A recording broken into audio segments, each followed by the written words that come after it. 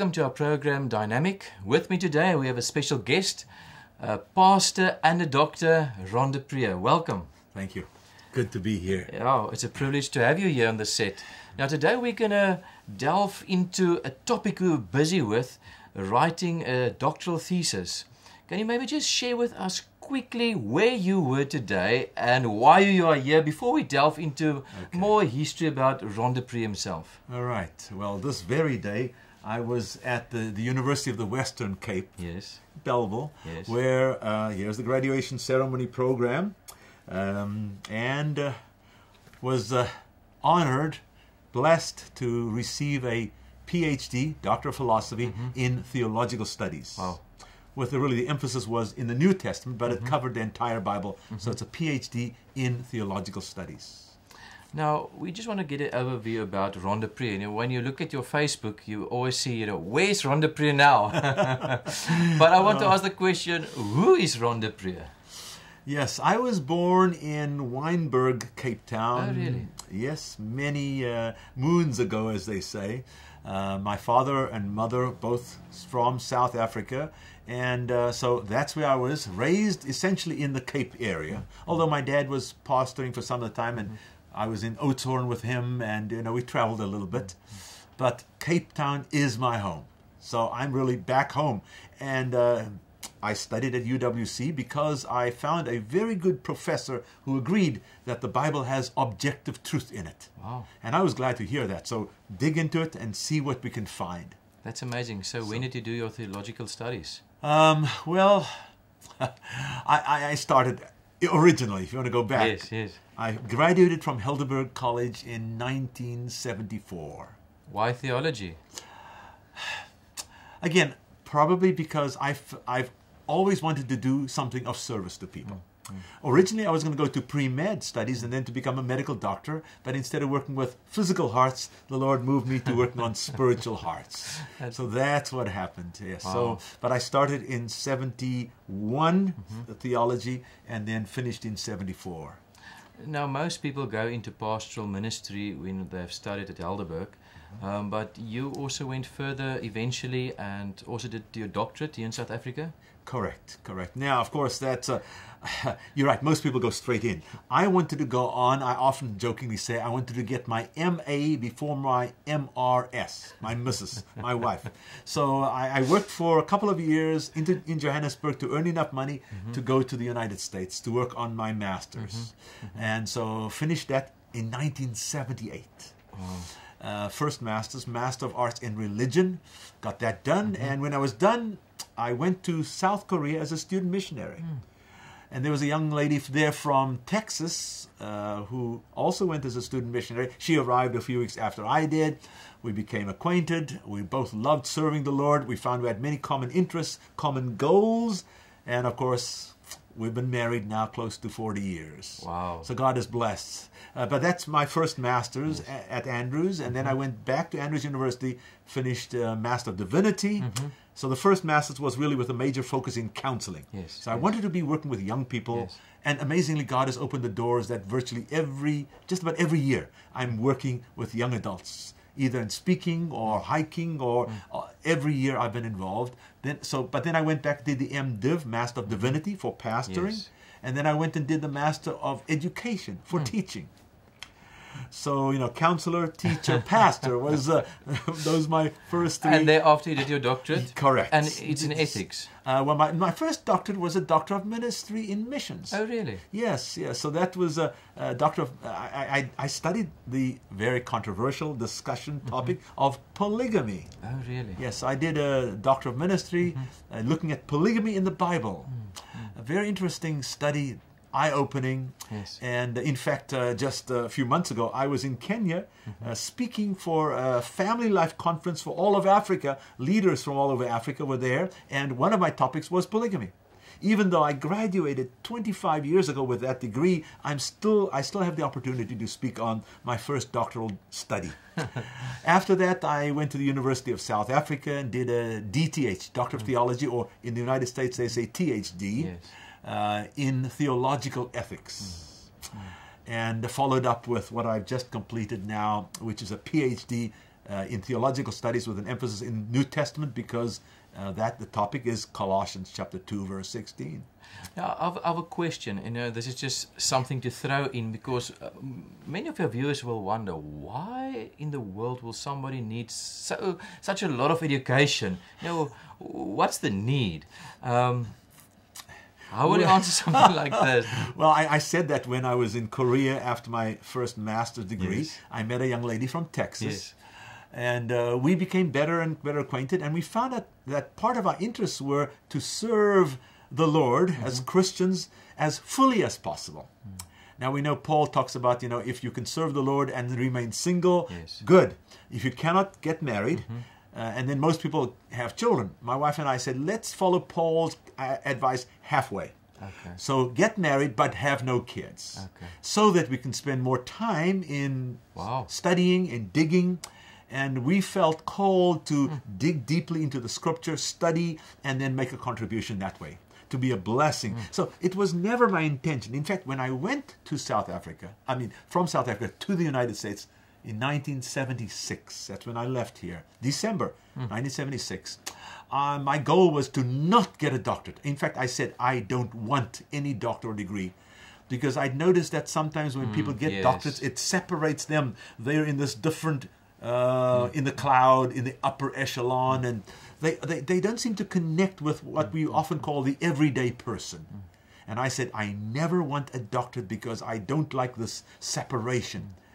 And so the irony is, I end up now with 3 doctorates, but the Lord has blessed. Our plans, not God's plans. That's right, and the Lord is really blessed, and I have remained friends, and in fact, few people call me doctor. That's the funny thing. Yes. They call me Ron, my first Yes. name, or they call me Pastor Ron, or in South Africa, Pastor Ron. And you're not worried about it? No, these are my friends. We're all on the same journey.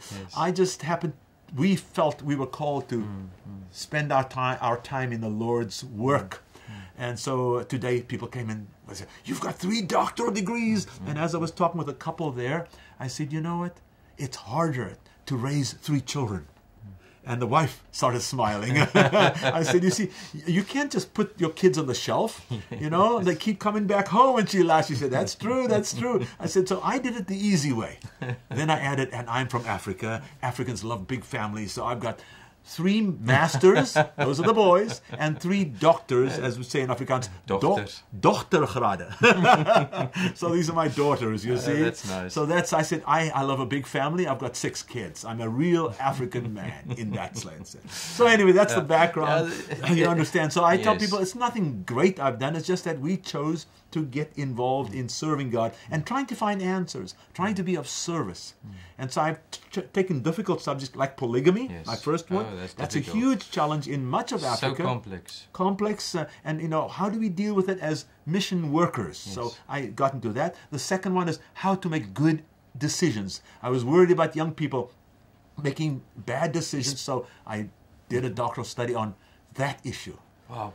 So anyway. It's amazing. It's just the other day I answered somebody also on that question and told them, if you look back, all the main reformers, they were learned. They were studied. And it can help somebody to be more efficient in the Lord's work. Right. Of course, depending on the attitude. Yes. But that's quite amazing. But just bringing it back, I have some of your books on my bookshelf. I brought them along here. Just want to ask you some questions on this. Okay. Before we get to the nitty-gritties. Right. I have a book here called Pathology of Polygamy. That's right. Was this before or after your doctorate? It's actually excerpt from my doctorate. Oh, really? Some of the chapters in there, and including a chapter from my advisor for my doctoral study, Dr. Richard Davidson was advisor, and he gave me one of his chapters, which says it. I mean, he's very learned, worked as a professor for decades, and he contributed a chapter that is kind of even clearer than. And he had a PhD. Yes. But I was doing a doctorate of ministry, so I used his chapter, which echoes mine and goes even deeper. So that was a selection of some chapters from my doctorate study, including additional materials. Yes. Okay, then I have a second book here called No Fear for the Future. Right. Affirming Divinely Directed Origins with Ethical Principles for the End Time People. Now, there's quite a few topics in this book. Correct. Yes. It's not just one topic alone. No, correct. I really appreciate this book. It was quite, and it's especially written for more lay people. Yes, yes. And you know, that actually comes out of a series of meetings I did. So it was more talking to the everyday person. So that's why you can see it was, you said, for lay people. Yes. It wasn't written as a scholarly book Yes, such. yes. It was really presentations I made. Then here's a book that really helped me in my ministry. Good. On ethics. You know, you are faced in so many different situations with so many questions. Morals for mortals. Right. Biblical road signs for difficult dilemmas. Now, was this before or after the doctorate? Oh, that's a good one. It was during the process. Okay. Because I started getting into ethics way back in 1970s, mid-70s. Yes. And I took a course on ethics and was troubled by some of the statements that the professor was saying. And you know, again, is he right? Is he wrong? And the textbook he was using got me interested. And the textbook he was using was by a scholar, a Christian scholar in the United States. And I eventually wrote my thesis on his ethical system. Wow. You know, because that was the first ethics textbook. And I went to the place where he worked. He was very gracious, very generous, gave me photocopied all the material I wanted free of charge. And I was studying his ethical system. His system is called, nowadays, it's the greater of two goods, or ethical hierarchicalism, not the lesser of two evils, but the greater of two goods. And so I was delving into that. And during the process of time, I wrote different articles, got published. This is a compilation of articles published over about 10 or 15 years. 15 years, and I put them together. The first few chapters are principles, and then I go to application. Practical issues, you know, lying to save life, abortion, exactly. and that's it. So I lay the foundation, and then I go further. It's like for our viewers, for instance, if you are confronted with a question in a desperate situation, will I lie to save my life or those of somebody else? Correct. You know, for instance, like in World War II, with Corrie in Boom, and in all those type of situations. So this is an amazing book. You know, it's written as a scholarly book, but if you go to the footnotes, there are stories in the footnotes, by the way. Okay, somebody who was looking at said, "Man, I was glad you have in the footnotes you have stories that illustrate the principles." But it's written as a scholarly one, and it's been used as a textbook for the high school level. And it was used as a textbook, at least for 3 semesters, for the undergraduate level. And it was used as a textbook for doctoral students. That's amazing. So, I was amazed. And it was never written as a textbook. It's a compilation of essays. But it's quite important because I realized when I looked at other spiritual leaders that many of them, you know, it's more gray than black and white. Right. You know, and sometimes, you know, they use some of these ethics to actually tell you to break God's commandments. That's unfortunately where some have gone, even professors and scholars. You're right. Now just to put it in plain language. Yes, correct. And that was what I was looking. I wanted to see is are the commandments or just suggestions? Yes. Okay. And the evidence from Scripture is these are commandments, but the issue comes down to, do I trust God? That's the real issue. When I'm faced with any situations, trust Him, and therefore I will be faithful. And so you have in the Bible many stories of martyrs who were stoned for their faithfulness, for example, or beheaded, John the Baptist, or thrown to the lions, Daniel, or Shadrach, Meshach, and Abednego into the fire, and they all didn't survive. I mentioned John the Baptist. You know, people are faithful, and it's the idea of Revelation 2 verse 10, the concept there, be faithful unto death. Yes. That's the calling.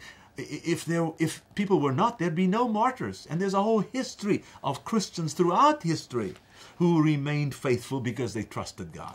If you will follow your logic, you will always have a reason to not follow God's commandments, you know, in that desperate situation. Correct. Yeah, and it's a call for faithful, trusting lifestyle with Jesus. That's the idea. I'm not saying it's easy, but I'm dealing with what should we do and what does the Bible teach us? And should we follow the fallen, fallible, failing characters of the Bible? Because people say, oh, but Abraham lied. Oh, you know, or Rahab lied. And then I often say, and who is our example? They stop, Jesus. Yeah. And the Bible says, and Jesus never lied. Excellent. He was always faithful to his Father. So that's the point. I want people to know they must look to Jesus. Don't look, because if you look at the Bible, for an excuse, you can find multiple excuses for all kinds of things. The other day I picked up this book and I was fascinated. So I bought myself a copy, Feast Keeping and the Faithful. Yes. Should Christians observe the annual feast days? Now, there's a bit of a correlation with Colossians 2 verse 16 where we'll come just now. Yes. But why did you write a book like this? Wow, this is interesting. Because of my study on Colossians 2:16, which I will be mentioning when I started and how long, people thought that I was an expert on the feast days, I think, because in Colossians it talks about feasts, new moons, and Sabbaths. Okay? And so I was invited to go to a church where the pastor invited me because he was having some concern because there were members of his church and the overall denomination to which he belonged do not keep the feasts, but there were members of his church that began to keep the feasts. And so he called me in to come and address the matter, and I went there, and he wanted me to speak, but I said, I want to meet the people first, because for me, I don't want to get up and just speak against individuals. I want to know them. And when I know people, by God's grace, I can then be more gentle because they're my friends. So if I disagree... And understand the context. Correct. And the underlying principles. That's right. And know where they're coming from. And their questions. Right. But I'll tell you, when I met with them that Friday night, I remember to this day, they asked questions I had no idea of. I was shocked. Here I had 3 master's degrees, 2 doctorates, and I didn't know how to answer the questions they asked. So I had to stop and say, oops. I went and talked with the pastor. The next day I said, I can't do what I was planning to do. And these feast keepers then invited me back. I went back twice to sit with them, to visit with them, to listen, to get DVDs and books and everything. And I went to 2 of their feast-keeping camp meetings, one around Passover and leavened bread, one around time of tabernacles. Because I found out how ignorant I was. You see, here's the word ignorant, and I had 5 graduate degrees, and I'm ignorant, or postgraduate. It's like, so I had to learn a lot, and then I had to spend a lot of time looking at the questions and the issues they raised. Because when I went through my schooling, it was never an issue, never came up as far as I remembered. That's how this came about, and I had one of the leaders of a conference, a section, I think it was 2 states, and he said, can you bring me, I need material on this. I said, well, I can get a book ready on it. And he said, I said to him, when? He said, in 10 weeks' time. I said, I'll do my best. And we put that together in 10 weeks. What? Yes. It's a decent book. Yes. And that's one of the earlier editions. There's a newer edition. Oh, really? It's revised, expanded.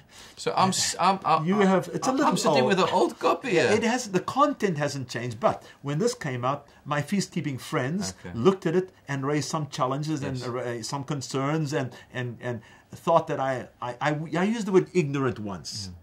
And they said I called them ignorant. I didn't. I was intending to say they are ignorant of this fact. So I changed the word and said unaware. And so that, because I'm not trying to belittle anybody or trying to make myself more clever. I said unaware of the fact. So I changed from ignorant of the fact to unaware. So I tried to make the wording more open and inviting. So I made a few, and then I also answered some of the questions and bigger challenges they raised. They showed me that I wasn't, they said, what does he mean by this? And I went in and clarified things. And so we've got a newer edition that's come out called Revised and Expanded. Yeah, so it's been a fascinating journey, learning, and from my journey with the feast-keeping people, some actually thought I joined them.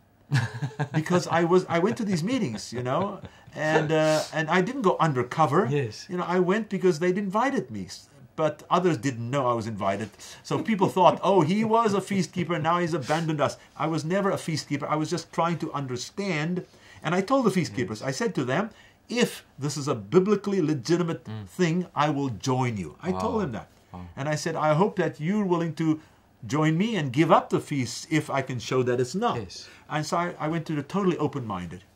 And they were thankful, as in our discussions, they said, Ron, you're the first theologian, church leader who has come and spent time with us. Thank you. And I wanted to do that as thoroughly and carefully as possible. So that was, but it came out of Feast, New Moon, Sabbaths. My focus was the last term, which we're going to get to, but that's how this opened up, and I ended up with, that actually has become my most quote-unquote popular book. It sold probably more than almost anything besides this little book that will come to right now. Yes, this is one of the first books I got from you, Putting the Sabbath to Rest, a scriptural study of Colossians 2 verse 16 by Ron Preez. Now it says here at the back, it's interesting, regarding Colossians 2:16, the renowned Walter Martin concluded, in the light of this scripture alone, I contend that the argument for Sabbath observance collapses. Yes. And that's quite true. You know, in many minds of many pastors out there, especially of Sunday-keeping churches, this is a powerful text to use against Sabbath keeping. Correct. While and then it goes on to explain it. So, what led you to this study of Colossians 2 verse 16? Yes, and that's a long, long journey. Yeah, that's a long journey, because now I have another book in my hand, Judging the Sabbath. Yes. Discovering what can't be found in Colossians 2 verse 16. Put a bit differently, yes, in another setting, from another angle, but on the same topic with more information. Yes. So, you take the same quote of Walter Martin. Yes. In the light of the scripture alone, I contend that the argument for Sabbath observance collapses.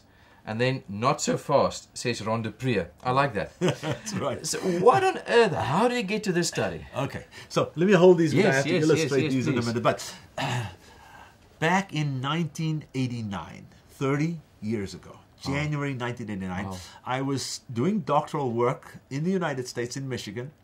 And I was in a doctoral class by a well-known professor. He's a Dutch professor, studied at the Free University of Amsterdam. His name was Hans Larendel. And so I was taking this class with him, and he said, you know, doctoral classes, you choose what topic you'd like to write on. And for some reason, my attention came to Colossians 2:16, and I think perhaps why there has been, in the past, and even up to the present, some debate, even amongst us scholars of the same church, some discussion and debate on the text. And I said, let me take that as my topic. And I'll be honest, you know, officially we kind of generally hold one view. When I read the scholars, well-known scholars who wrote on the topic, one with his doctoral study, one with a master's study, they both claimed that it was seventh-day Sabbath in the text. And they gave their reasons for it, and here's my confession, I said, wow, they've got strong arguments. That looks right. And so, and I'm busy working on my paper. It took me weeks, I don't know, maybe months. The course was probably about 2.5, 3 months long. But because it looked like they had some arguments I had never even heard of, never even considered. And boy, it was pretty persuasive. And it's the general arguments that we're going to talk about later on. The triad, yes. You know, this feast, new moon, Sabbath, the triad, annual, monthly, weekly. That's the argument that they were using. And I'd never been aware of that for some reason. I may have come across it, but it wasn't a focus. I'd already been doing so many other studies. I have many irons in the fire, many interests, you know. So long story short, I said, okay, let's jump into it. And I struggled and I wrestled and I started going now. Besides those scholars, I decided to go back to the actual text. What does the text of Scripture say? And not only in the English language, but go back to the Hebrew and the Greek.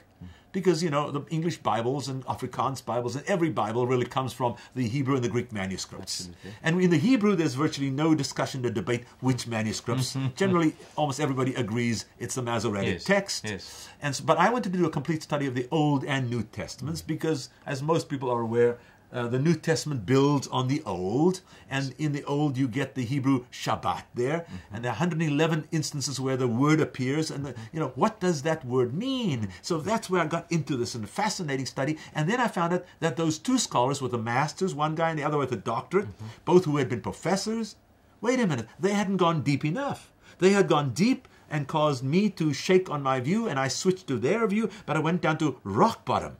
And I found out that their arguments were not as serious when you go back and you check the Hebrew and the Greek. If you simply go with, unfortunately, sometimes mistranslated English versions, I mean, there's no perfect translation. Yes, we know no, that. That's why we often go and check translation against translation if or we go don't to the know. original. That's right. If we don't know the Hebrew or the Greek, you see, we check various translations. But I said, wait a minute, their arguments were not as solid as I thought. And I started digging and digging. By the end of the course, I had a 100-page paper. What? Yes, 100 pages. That was 1989. Fast forward about a decade or so, maybe 15 years, I bumped into a young adult. Again, I almost every year I'm at young adult meetings speaking, presenting, and so forth, whether it be a youth congress or a camp meeting or whatever. And a young adult came to me and said, I understand you've done some study on Colossians 2:16. Well, she was a Sabbatarian, keeping the seventh-day Sabbath, Yes. and later on I found out, I didn't know why she came and asked me the question, but she was dating a guy who kept Sunday, see? And he had been challenging her with this verse. And I didn't know. That's right, this is the challenging verse. And so she came to me and I promised, I said, look, I'll take my paper and I'll make it in a format that you can read. Hence this. And so I put the 100-page paper for the everyday person, and you see I just have check marks where the Hebrew words are. I have no Hebrew and Greek there. Check marks, okay? Not translated. We'll show that on the screen for the viewer. Yes, but that's it. This is the simplified version. We got to the printer and he said, you have no cover. You only have contents.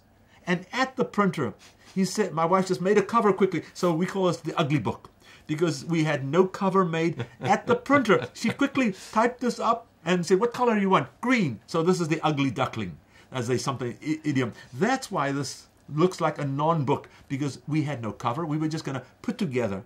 And it became pretty popular. I think 1,000 copies just were, because different conference leaders, they said, can you send me 100? Can you send me 200? Wow. So I can share this, because this is how. And from this, the spouse of a pastor in my conference at that time, I was working in Michigan, took it home. And so this guy reads this thing, and he reads it on Friday night, he reads it on Saturday, and Sunday he calls me up. He says, man, I read this book of yours. This is awesome thing. Would you meet with me for lunch? Yeah, glad to. So Monday we met and sat me down, and he said, listen, would you rewrite this little ugly green book to share with non-Seventh-day Sabbatarians? Yes. And, rewrite it, because I just did this for that young lady and ended up for a lot of pastors, Sabbatarian pastors, and now he said, so that we can share with them the reasons. And so out of that grew this book, which is twice as large as this book, and this is Judging the Sabbath. The layout is professional. Yes, it is, because it was done by, this is my academic publication. When you publish with an academic press, and they asked me for it, which is a little more, I was encouraged, rather than me, please would you publish for me? They came and said, would you write a manuscript? And so we put it in two parts. The first half, called part 1, about halfway, is what we call for the educated layperson. Even if you got to high school and you're educated, you can read and understand. Yes. The second, part 2, is for the deep scholar. Okay. So we split this study into two parts. This simple one, we made it deeper and split it into the two parts. But it's not, I have a train driver who's now retired in one of my congregations, and he read this. He's like, wow, he's so excited, because he's a careful thinker. He worked, I don't think a driver, but he worked on the trains for most of his life. But he's intelligent. He's not perhaps formally educated, but he loved this as he read it, and he understood it. So that's for the average Christian, even those who keep Sunday, to basically understand what the text Colossians 2:6 means. Yes, 16. Correct. This is what it was. And so, and during the course of time, I know of when this first little green book came out, a friend of mine came to me and said, would you sell me an extra copy? I said, why? He said, I'm having great Bible studies with a friend who's a Sunday keeper, and I would like to share this with him. I said, I won't sell it. I'll give it to you. What's his name? I signed it, gave him a free copy. It's a simple thing. It cost maybe $5 or even $3 to publish. And he took it to this young man he was studying with. Both of them were young. And he actually accepted the Seventh-day Sabbath, became a Seventh-day Sabbatarian by reading this little ugly green book. The cover didn't matter. He was interested in the contents. Amazing. So, as you look at it, it's only really 50, content-wise, maybe 50 pages if you don't look at all the footnotes. Yes. So that's this little one. And then from this one, I actually bumped into a man myself later on who came to me and said, hey, thank you for this book. He was probably twice as old as a young man, and he was also had graduated. He was a Sunday keeping pastor, and he said, "Thank you for this book. This is the book that got me to see the beauties of the seventh-day Sabbath, and I became a seventh-day Sabbath keeper as a result." So I've seen two myself that I know of from the study, and I'm not boasting. I'm just saying, thank you, Lord, for me being able to share, because, you know, the Sabbath is not a legalistic thing. No. It's to spend 24 hours with your best friend, Jesus. Absolutely. Absolutely. And of course, you know, if you're in love with somebody, you want to spend time with them. You love spending time, quality time, and of course, sharing with others. So that's what it is, and that's how these two earlier books were already instrumental in helping people see what is this verse actually talking about. So, Dr. Preez, we're gonna spend now the next part of this program in just getting into this verse, why it is important, and just an overview. And in the next program, for our viewers, we will really delve into this text and look at all the objections. Correct. Why people use this text to basically object to the keeping of the seventh-day Sabbath on Saturday. Okay. But before we do that, as I said at the beginning of our chat, and now as we're going into the thesis that I've just finished, I really want to firstly say I'm grateful to God for sustaining me through this journey. Because, you know, people say, you've gotten another doctorate, and you know, this is my third, and people jokingly today, even my advisor said to me, are you going on for a fourth? I said, no. My wife says this is the last, and I'm inclined to agree. But the thing is, how did it come about? So, firstly, I'm grateful to God for sustaining me through this, because it was a long journey. It's a long journey. I actually got into this study. I got accepted at the University of the Western Cape in 2007. What? Yes. Now, I actually contacted my professor in 2002. I found an email. I started communicating with him in 2002. I had just come back from mission service. My wife and I had served in Zimbabwe for 4 years. Then we'd served in Peru for a short while. And we got back to the United States. And I was now pastoring. And in 2002 to 2007, those 5 years. But I came out of academia back into, and I'd been mainly in academia before. Now I'm thrown into pastoring. It's a brand new ball game. Because I've been in academia a long time. So I spent I'm getting my earlier study into practice now. But so those 5 years between 2002 and 2007, when I first contacted really Professor Douglas Laurie is his name. He's now retired, still works a little part-time, but he had agreed about this topic. And it took me 5 years to get my proposal in and accepted. Now, the thing is, you know, I've been doing everything else. I was publishing multiple books, including most of the ones that we were showing here. I was preaching, traveling. 1 year I traveled 5.5 out of 12 months. I wasn't home. I traveled extensively, spoke many places, and as a pastor, so I was thankful because I have the training, but I also had interns. I lived close to Andrews University, and the interns would help keep the church moving. So I traveled a lot. But so 2007, got my proposal in, got it accepted. And then when the proposal was accepted, it was the same within a few weeks or months when the president of the Andrews University Press contacted me and said, would you get us a manuscript? I said to my wife, this is weird. I get published, okay, or request for publication. I get accepted for my proposal. And then a broadcasting company called 3ABN contacted me all within about 2 or 3 months. Would you come and make a presentation on the same topic? What? And I said, wait a minute, looks like God is hitting me on the head saying, it's time to get this study properly done. I'd done a 100-page paper. I got this ugly little book done. I'm working on this book. So I went to my conference president and I handed in a resignation. I said, yeah, literally. You know, I said, I am resigning from the ministry or taking a leave of absence. For how long? I said, depends on what the Lord wants. So we have no kids, no grandkids, so we have flexibility. We took a leave of absence to go firstly get this book done and to go and work on Colossians 2 verse 16, the doctoral study. So moved out to California where I was going to do some part-time teaching, and my wife was working full-time so I can get this done. Within 6 to 9 months of us moving out there, Linda came down with cancer. What? wow, that hit us like a bombshell. And I remember Linda turning to me and saying, Ron, the devil, I don't think wants you to get this book done. Go ahead, get the book done. And then we agreed I would put my doctoral studies on hold so that I can focus on making sure she gets healthy. So I got the book done in 2008. That's why publication date 2008. And then Linda, in a sense, became more of my focus. Had to change some of my plans. You had to go through treatment and all that. Sure. Just really adjusting life accordingly. And after 6 years, when she eventually, thank the Lord, went through surgery, radiation, didn't have to do chemotherapy, thankfully.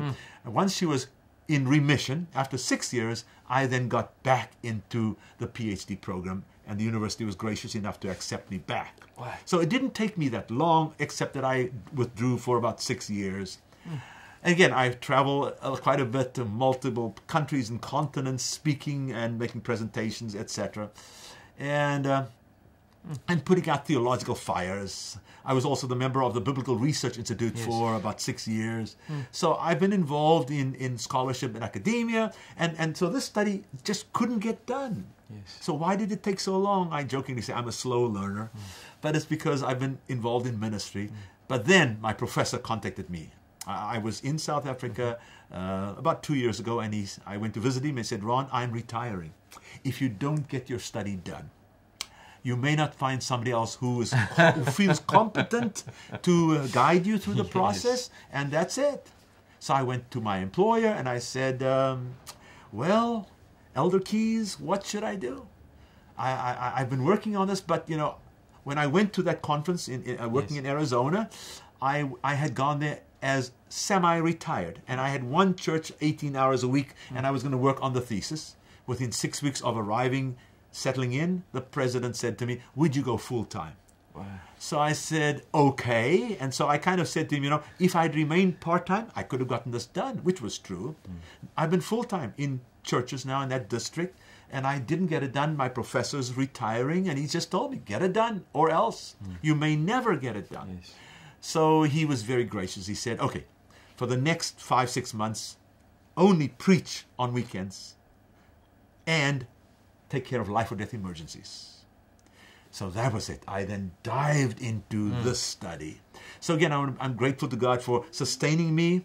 And I want to say I'm thankful to Linda, my wife, Yes. because, this was a crisis for her. Right. And the Lord is blessed, and and she's healthy and strong. And I even took her as a part of the celebration. We went and I trained her, and she did the Chicago Marathon, the 42.2. 2 or 3 years after her cancer, after surgery. So I was her trainer and did that celebration. And then, of course, a few years later, before she was in remission. And so I'm thankful to my wife, Linda. And, of course, to my teachers. So many wonderful people who motivated me. From my 7th grade, I remember a key person who motivated me, a South African, motivated me to see that I could dig and study. And then I'm grateful for many friends. I appreciate so many friends because my study is here in Cape Town. I'm living in the United States. So even though I didn't have to come, I had many opportunities to come and speak. Yes. And when I would come, I would try to bring a chapter or visit with my professor, get his counsel, and then I would stay with friends. And there have been so many gracious friends that I have stayed with over the course of the last 5 years, but mainly the last 2. As I've been scrambling to get this done. So that's a part of the journey. And of course, my parents most definitely were inspirational, and my uncle and aunt. So I've got from that side very supportive people. Both my parents and my uncle and aunt have passed away. But I have had many people helping me, encouraging me to dig deeply in this very important topic. What will we do without family and friends? That's and right. their support. Correct. And that's if you have a supportive network, then you can start digging in, and you can spend time searching as you got that. If you have to run it alone and you have people against you, it's very hard. So I just want to say to all those who've been helping me, I'm looking at you right now. Thank you for all your kindness, your encouragement from my professor, teachers, family, and friends, and mostly to God. Amen. Now, Colossians 2 verse 16, it says, let no man therefore judge you in meat or in drink or in respect of an holiday or of the new moon or of the Sabbath days. Now this is the King James Version. Correct, correct. So, yeah, please lead us in the study. Well, again, as I said, if you don't know the Hebrew and the Greek, then you go and check multiple translations, and you can even read commentaries that make comments on this text.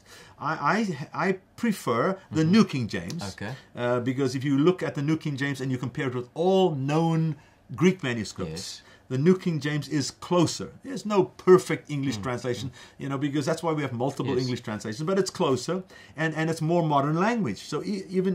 So it starts very similar. So let no one judge you, very similar. Let no man therefore judge you.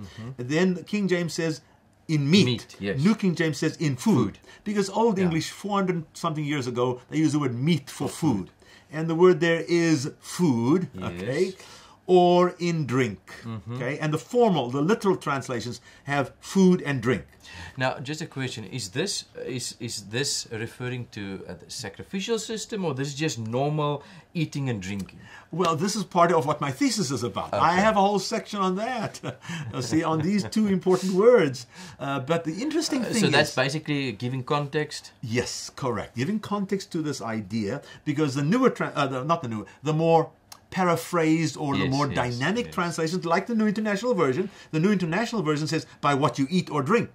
Exactly, so that context is basically removed. Yes, it's different. And even the New Living Translation says, for what you eat or drink. So it goes to a general thing of you can eat anything, you can drink anything. But what's interesting, and I found it pretty consistent, the literal translations, the formal ones, King James, New King James, Revised Standard Version, multiple, New American Standard, they go with food and drink. They don't by what you eat or what you drink. It's fascinating. So I encourage people, if you're going to do a Bible study and you don't know the original languages, use a more formal, literal translation. Now, King James, unfortunately, we don't use the words the same anymore, so that's why I recommend New King James. They're very close, but this is more modern language. Like instead of meat, it's the word food. So that's the difference there. That's the first difference. Or regarding the New King James, the King James says holy days, right? Yes. Or in respect of an holy day. And holy day is very general. But actually the word there is heorte, which is the word feast or festival. And the New King James is regarding a festival. And it's a most fascinating thing, which I hope I can get into later on. But this word festival has been so misunderstood. I'm amazed. Even people who have done their doctoral study have not correctly identified this.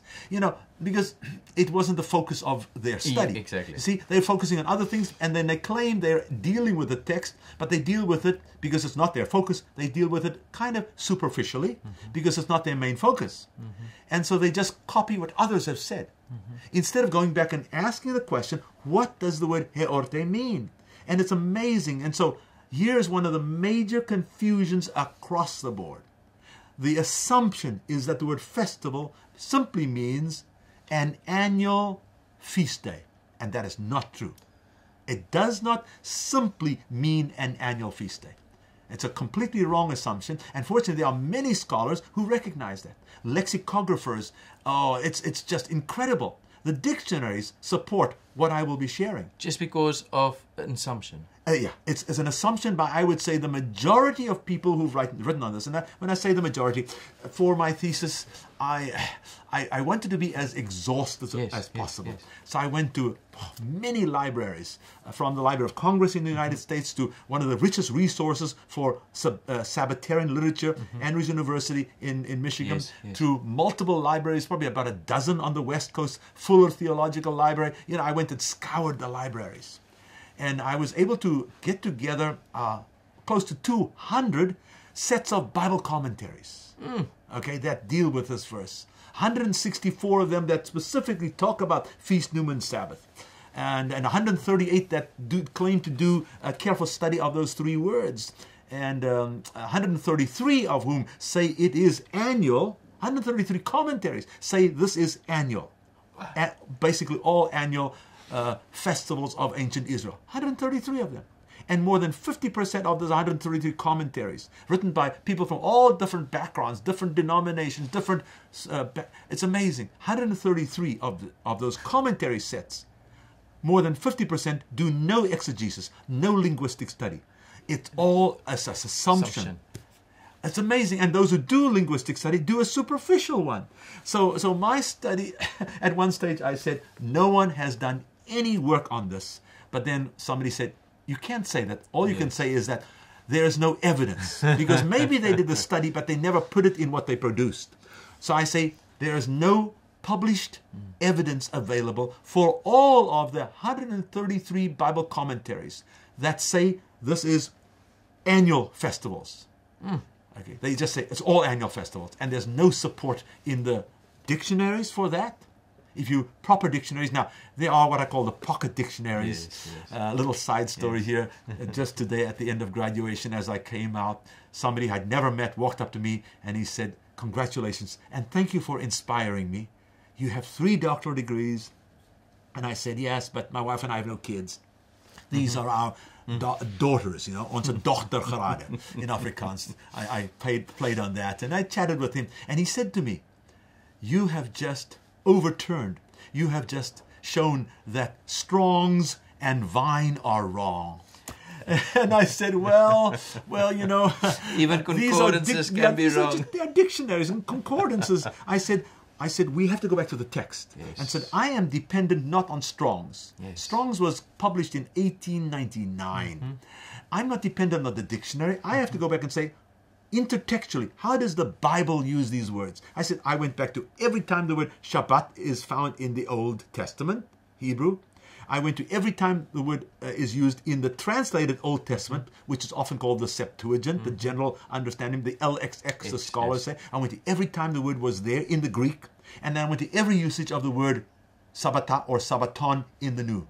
And I found out that Strong's is very deficient. Strong's gives 1 definition, I believe, of the Hebrew and 2 definitions of the Greek, and yet there are 4 definitions of the Hebrew and 4 of the Greek. So they give you so little, and then you make wrong conclusions based upon incorrect definitions.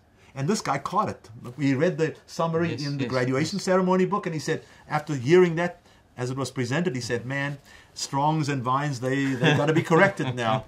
So I said, it's not me. I have to be faithful to the way the words are used in the text. So the first word is not simply annual festivals. So according to your study, what is it then? Well, my study and a plethora, multiple sources of Sunday-keeping scholars say that they recognize and this is what they call pilgrimage festivals. And as scholars say, the word heorte is the Greek translation of the Hebrew word chag, and chag, translated in English, is an H with a dot under it, in your throat, and then an A and a G with a line under it, chag, okay? If you want to be very precise. And that is very close to the Muslim word hajj, because Arabic, it's a Semitic language. You have Hebrew, cousin language, Aramaic, and then Arabic, more of a distant cousin. And so what's the hajj? It's a pilgrimage to Mecca. And so you see, when you go and you study the ancient Jewish, what happened in the Old Testament, 3 times per year, all Jewish males were required to make a pilgrimage up to Jerusalem. And these are the Chag, or Chagim is plural. And these are also Heorte, the Greek word that's here. These are pilgrimage festivals. It includes only Passover / unleavened bread. Passover was the 14th day of the first month, okay? Abib. And then from the 15th day till the 21st, there's 7 days of unleavened bread. Those 8 days, they went up there for Passover, they stayed for unleavened bread. That 8-day festival, which even in the New Testament, Luke says, the Passover, also called Feast of Unleavened Bread, or vice versa. So they just use the word Passover. So that's the one time all males had to go. Correct.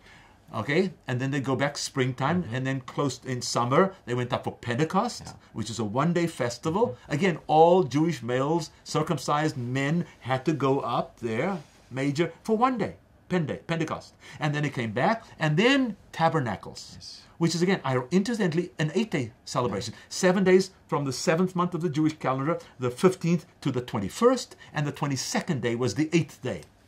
So you have 8, 1, 8. Correct. You have a chiastic structure, which is what the scholars call. You have 8, 1, 8.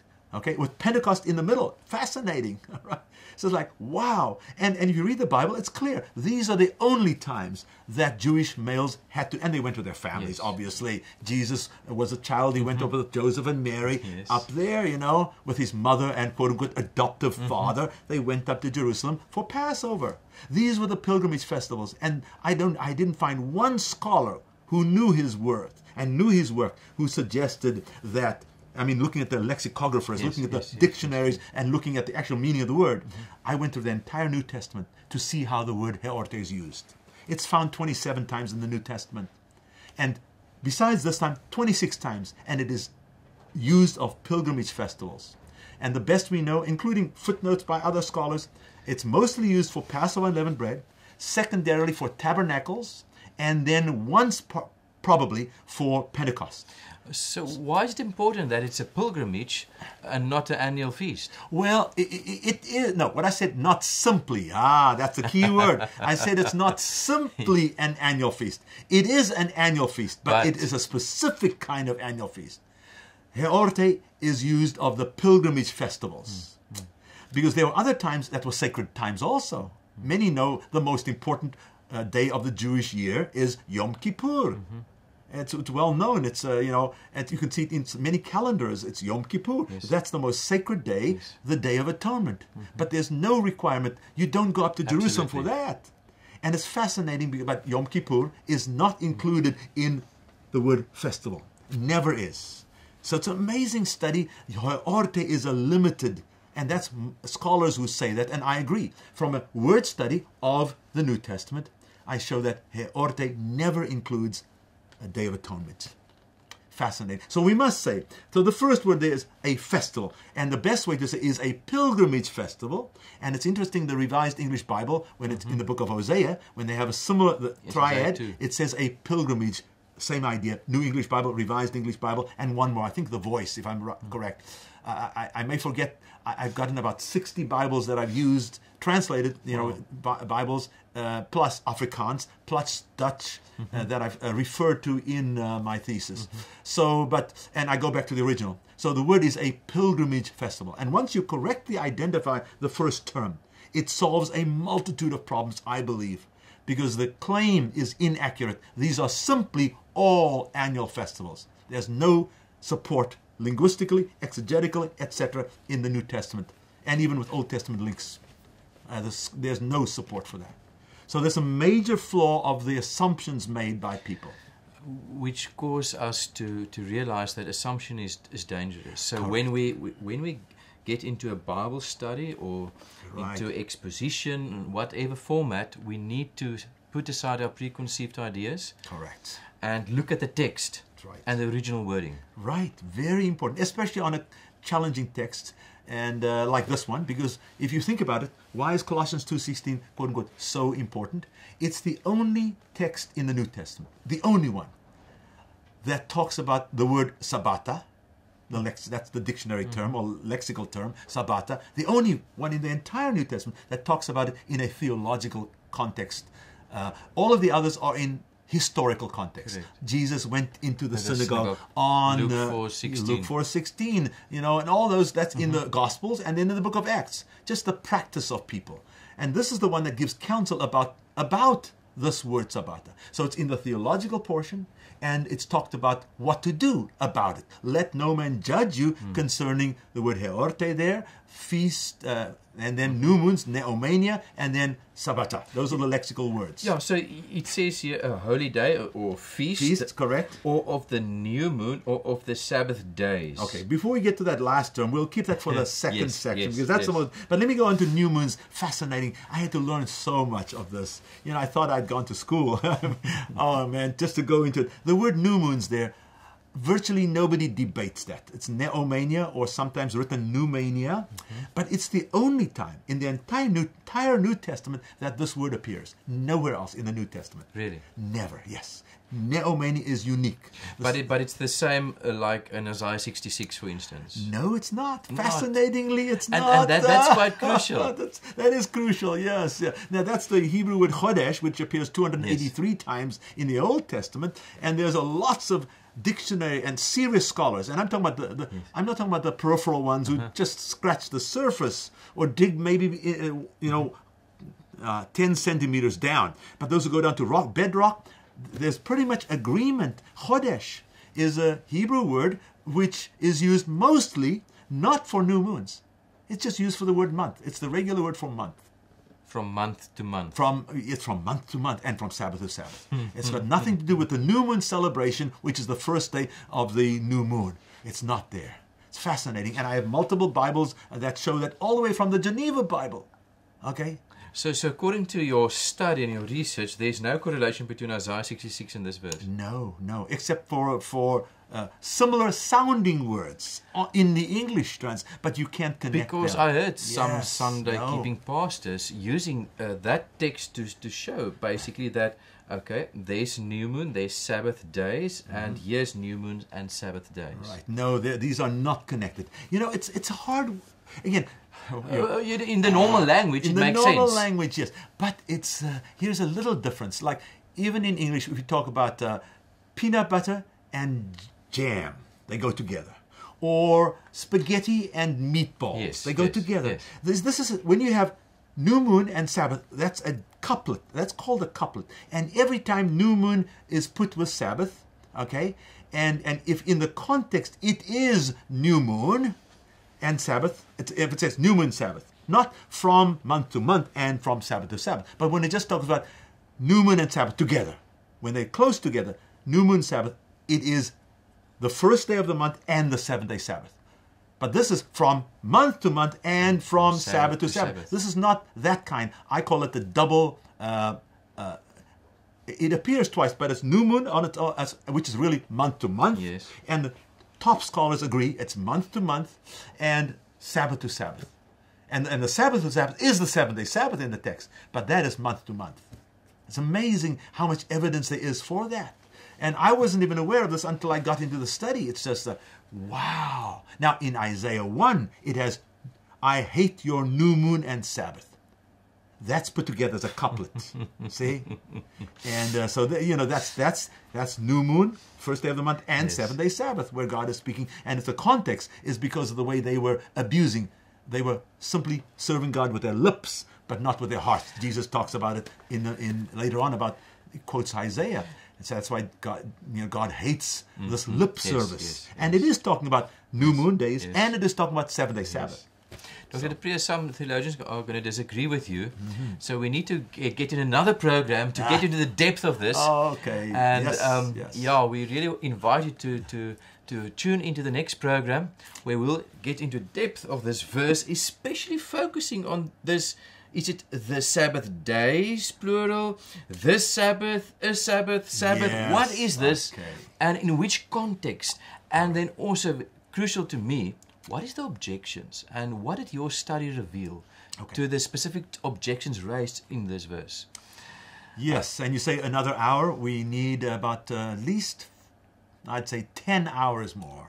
But we'll try to squeeze it into one. We're going to squeeze 30 years into 1 hour. Okay, yes, that's right. But we began to touch the surface by pointing out that festival is pilgrimage festivals. Yes, that's quite crucial. Yes.